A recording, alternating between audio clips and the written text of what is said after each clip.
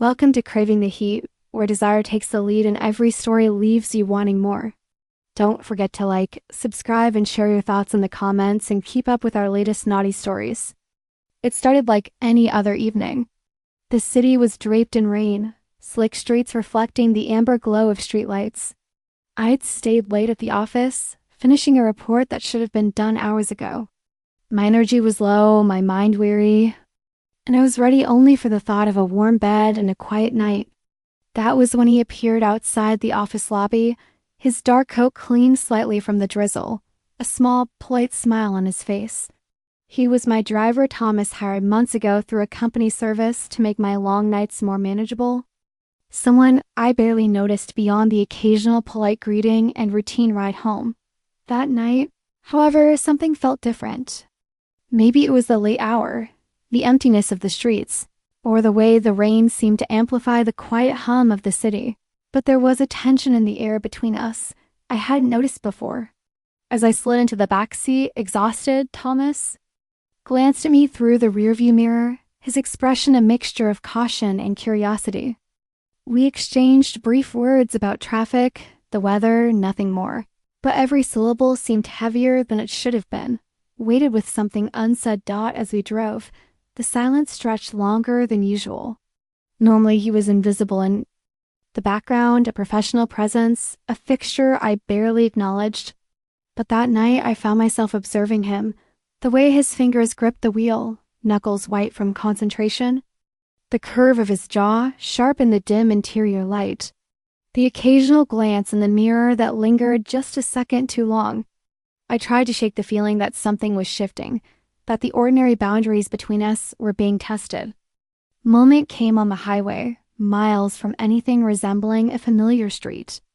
A sudden downpour forced us to slow, wipers swishing in unison. I murmured a complaint about the weather, and he chuckled softly, a sound I'd never heard before, light and warm. "We'll get there," he said, his voice closer than usual. And something about the timbre of it made my chest tighten. I realized then, with a jolt, that I was looking at him not as a driver, not as someone hired for convenience, but as a man. A man whose presence made my pulse quicken in ways I hadn't anticipated. The first touch was accidental. My hand brushed his when I reached for the window button, and we both froze, hearts beating faster than necessary. Neither of us pulled away immediately. Instead, there was a quiet acknowledgement of the tension simmering between us. I told myself it was absurd. He was my driver, boundaries existed for a reason. And yet, as the city lights blurred past the car windows, I felt a thrill I hadn't felt in years, a dangerous, heady, intoxicating thrill. In the following weeks, our dynamic shifted subtly. Conversations became longer, lingering, teasing. He would ask about my day in a way that suggested he genuinely cared about more than just his duties. I found myself waiting for him, anticipating the rides home, replaying the sound of his laugh in my mind long after the engine had cooled. Our interactions were professional enough in public, but in private, a different language developed. A touch here, a glance there, words carefully chosen to hint at desire without exposing us. One night, after a particularly grueling week, I asked him to wait while I grabbed something from my office before heading home. The rain had stopped, leaving the city wet and glimmering, almost dreamlike. I slid into the seat, and he looked at me with that same unreadable expression, a mixture of restraint and something else, something unspoken. I didn't know who moved first. Perhaps it was the way his hand brushed mine on the armrest, or the way his eyes met mine in the rearview mirror, heavy with intent. Suddenly, the professional distance evaporated, replaced by a palpable electricity.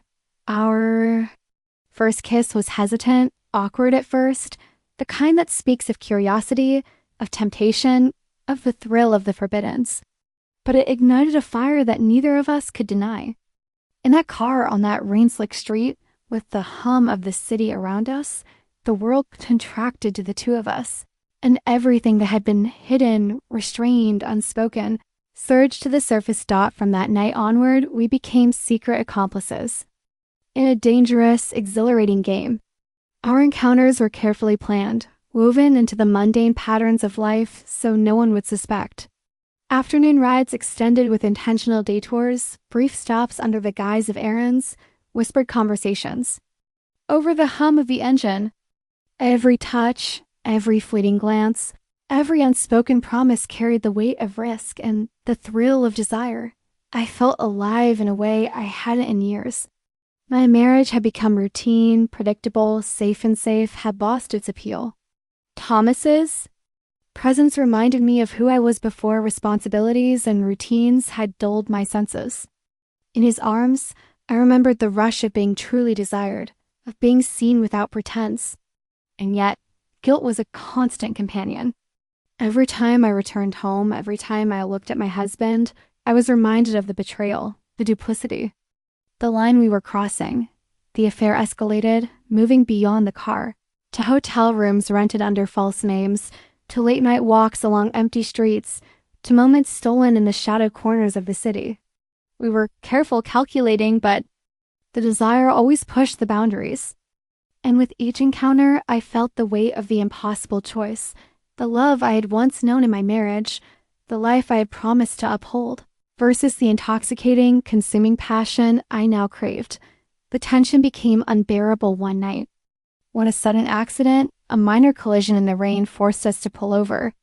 Sitting in the car, shaking, the rain falling in a relentless curtain around us, I realized how dangerously close we had come to everything unraveling.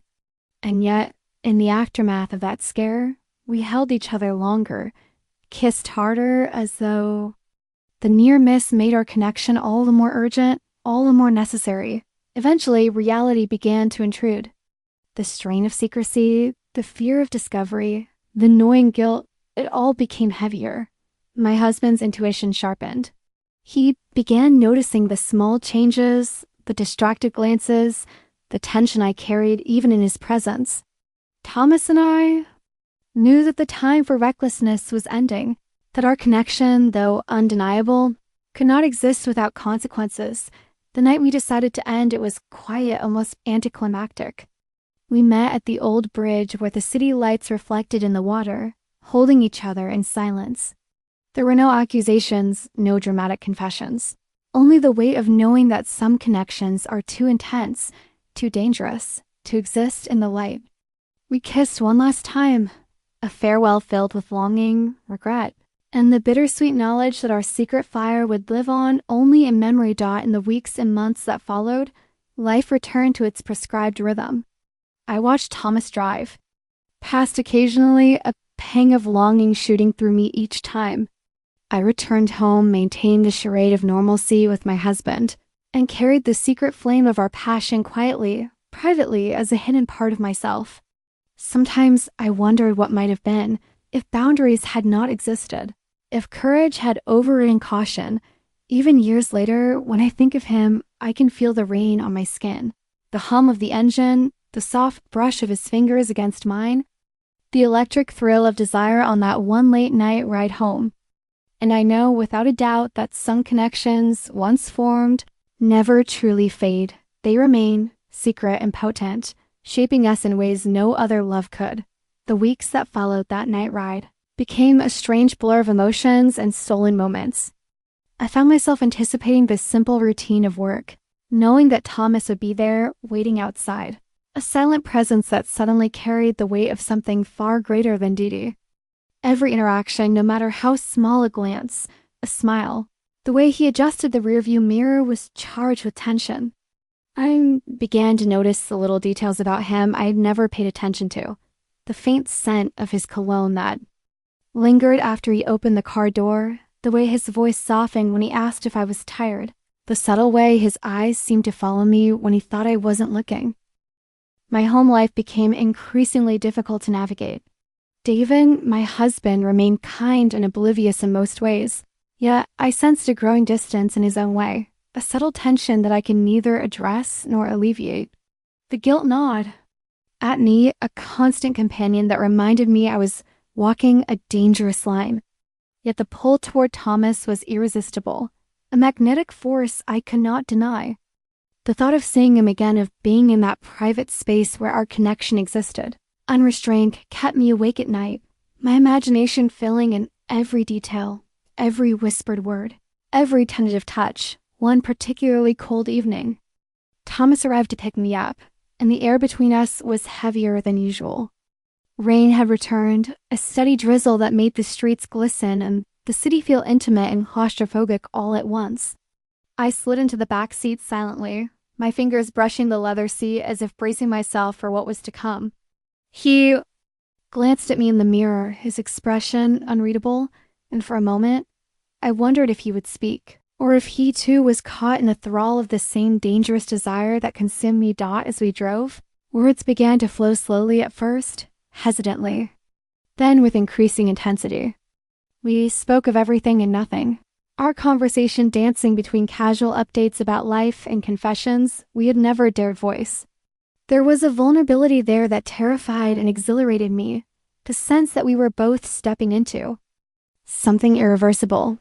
The first accidental brush of hands on the center console, lingering just a second longer than necessary, set off a chain reaction of shivers that traveled straight to my chest.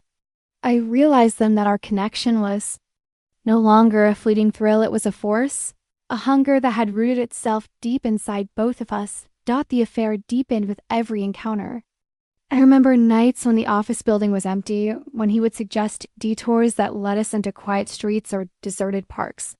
We would talk for hours, our knees occasionally brushing, fingers finding each other under the table, our conversations, laced with a combination of fear and desire. Each secret meeting became a small rebellion against the predictability and suffocating routine of my life. I felt alive, vibrant, and dangerous in ways I had long forgotten. Eventually, our encounters began to take a more intimate turn outside the car. A hotel room here, a secluded park bench there. Every location, a temporary world we carved out for ourselves, far from the prying eyes of reality. The secrecy intensified our passion. Every kiss, every touch, every whispered promise was amplified. By the knowledge that it was forbidden, that discovery could change everything. I often found myself running my hands through my hair afterward, heart pounding, mind racing, aware that I had crossed a line from which there was no return. Despite the thrill, fear was never far behind. I became hyper-aware of every text, every phone call, every schedule. I would time my departures from the office to ensure that David was occupied, that no one else noticed the subtle changes in my routine. I would rehearse my words, my explanations, and my actions to maintain the appearance of a dutiful wife. Every lie, however small, carried with it a weight that pressed heavily on my conscience. I was living two lives simultaneously, and both were draining me in different ways. One night, a near disaster nearly ended everything. I had arranged a late ride to Thomas's apartment, thinking the streets would be empty. But as we pulled up to a quiet intersection, a patrol car appeared out of nowhere. My heart froze.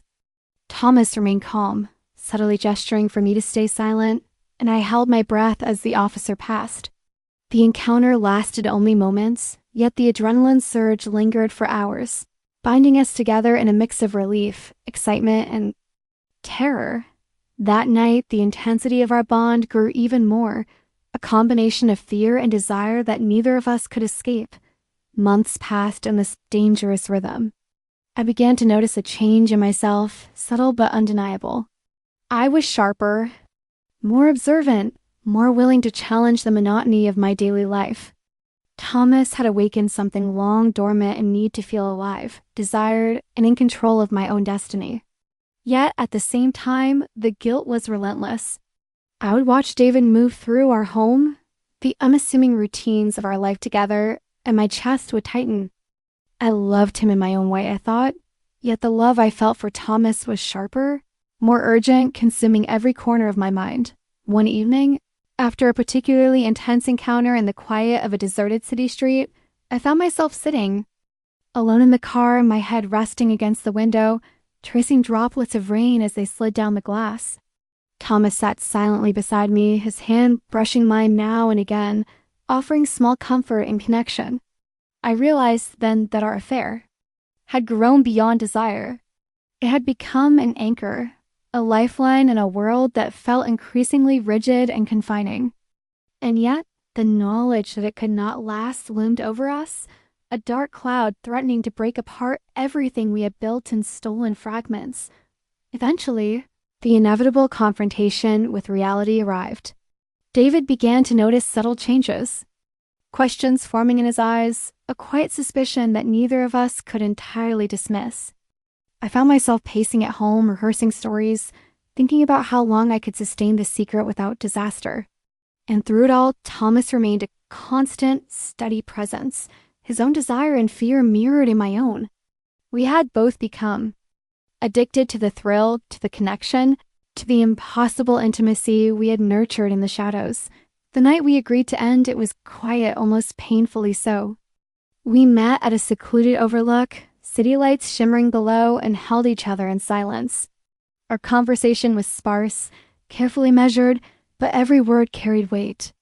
We knew that continuing would destroy not only our lives, but the lives of those around us.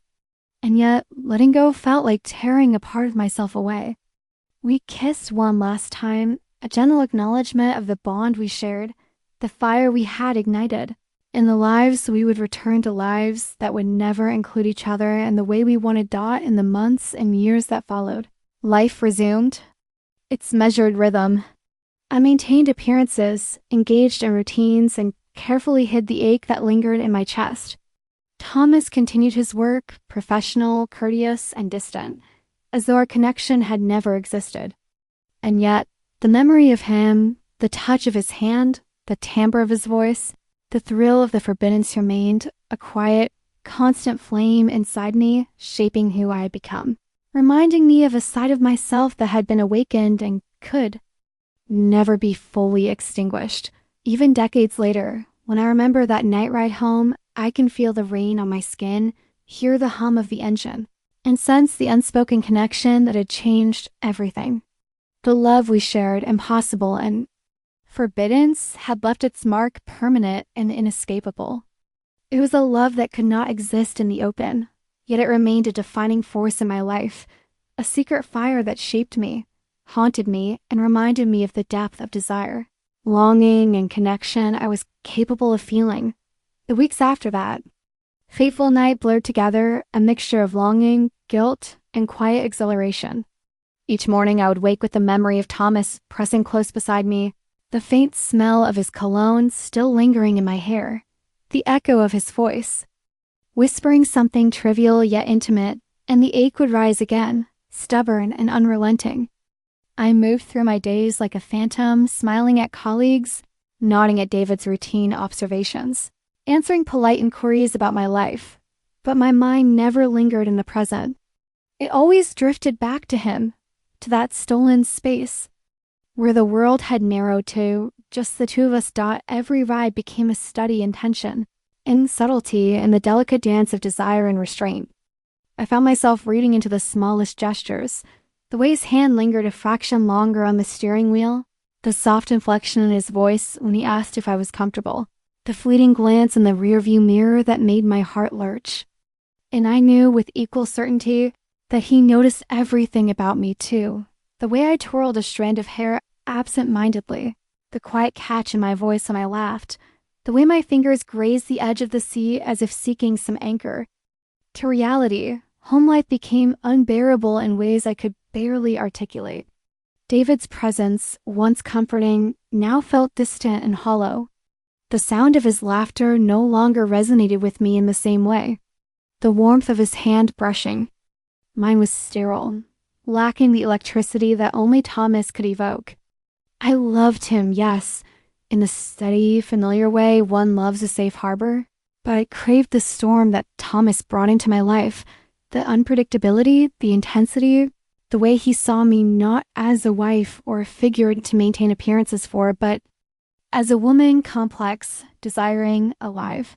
I started finding excuses to be alone longer, to take different routes home, to linger in empty corners of the city so that I could be near him without David's eyes upon me. And every time I stepped into his car, it was as though the ordinary rules of life dissolved, replaced with a delicate tension, an undercurrent of something forbidden yet exhilarating. We began to speak in subtle codes, brief phrases that only The two of us understood, glances that communicated longing, caution, and the electric thrill of secrecy. The intensity escalated one night during a sudden storm. The streets were slick with rain, the city lights reflecting in puddles like 1,000 tiny stars. Thomas had taken me on a detour, weaving through quiet back streets that seemed untouched by the rest of the world. We were silent at first, but then words spilled out tentative, then urgent. We spoke of dreams we hadn't voiced, of desires we kept locked away, of the tension that had grown between us in the months since that night ride. Our hands brushed on the center console, fingers entwining, and I felt the full force of the yearning that had built up inside me, raw and unrelenting. We began meeting more frequently, seeking out quiet spaces where no one would find us. Sometimes it was his apartment, a simple, sparsely decorated place that suddenly felt intimate and suffocating at once. Other times, we found secluded spots in the city, a small park, a deserted library after hours, a quiet cafe closed for the night. Every meeting was a balancing act of desire and restraint, each one leaving me more consumed, more aware of the danger and the thrill. The guilt never faded. I would return home after these clandestine encounters, my chest tight, my thoughts racing. David would ask me about my day, about trivialities, and I would smile, answer, nod, while the storm within me remained hidden, a secret fire burning brightly behind my eyes. I would sometimes watch him sleeping at night, the steady rhythm of his breathing, and feel a pang of shame so sharp it nearly took my breath away. Yet even then, the memory of Thomas's hand brushing mine, the warmth of his shoulder against mine, the soft intensity of his eyes haunted me, a constant reminder that my heart no longer belonged wholly to anyone else. The danger of discovery only intensified our connection. There were close calls, a friend noticing a lingering look, a colleague catching us laughing too intimately, a momentary misstep that nearly revealed the truth. Each brush with exposure added a heightened urgency, a pulse of adrenaline that made every stolen second with him feel like both a blessing and a curse. I began to feel addicted to risk, to the intensity, to the way my life seemed to split into two parallel realities, one mundane and measured, the other alive and raw, tethered to him. One evening, after a particularly tense day at work, found myself walking through the quiet streets to meet him. Rain had returned, soft and insistent, soaking my coat and dripping into my hair. Thomas was waiting, leaning against the hood of his car, the city lights reflecting off the wet asphalt. We spoke quietly, words flowing like a river, intimate and confessional. And then, as if the world had folded in on itself, we kissed. Not a quick, fleeting brush of lips, but a slow, urgent melding that carried all the weight of months of suppressed desire. Afterward, sitting in the car, our foreheads resting together, I realized that this connection had transformed me. I was no longer content to drift through life in polite routines, to maintain appearances while my heart yearned for something more. I had glimpsed a world of raw emotion, of unfiltered passion, of intimacy that went beyond the constraints of expectation. And though I knew the affair could not last, that the consequences of discovery would be devastating, I also knew that part of me had irrevocably changed. Time passed, and the affair continued in careful secrecy, each encounter leaving me more deeply entangled, more aware of the impossibility of the situation, and more desperate to hold on to the fleeting moments we shared. I began to see the world differently, noticing the smallest details, appreciating moments of quiet beauty, and craving the intensity that Thomas brought into my life. Every drive, every glance, every fleeting touch was a reminder of what I had lost, or perhaps what I had finally found. Eventually, reality intruded. David began to notice subtle shifts in my behavior, questions forming in his eyes that I could not answer. I felt the walls closing in, the pressure mounting, and I knew that the time would come when choices had to be made. I loved Thomas with a ferocity that frightened me, but I also recognized the life I had built, the obligations I could not abandon without consequence. And so, one rainy night, we made the painful decision to step back, to retreat into the lives we had before, leaving our connection alive only in memory. We kissed one last time, lingering, desperate, aware that this would be the final bridge between us. The ache that followed was profound, a hollowing in my chest that no ordinary life could fill. But in the months and years that followed, I carried him in my heart, in the quiet moments, in the longing that never fully faded. Even now, long after the affair ended, I remember the way he made me feel seen, desired, alive. I remember the rain-soaked streets, the stolen kisses, the whispered confessions in the dark. Thomas changed. Me irrevocably awakening a part of myself that would remain, hidden but alive in every heartbeat, in every glance at the night sky, in every moment when the world seemed to pause and hold its breath.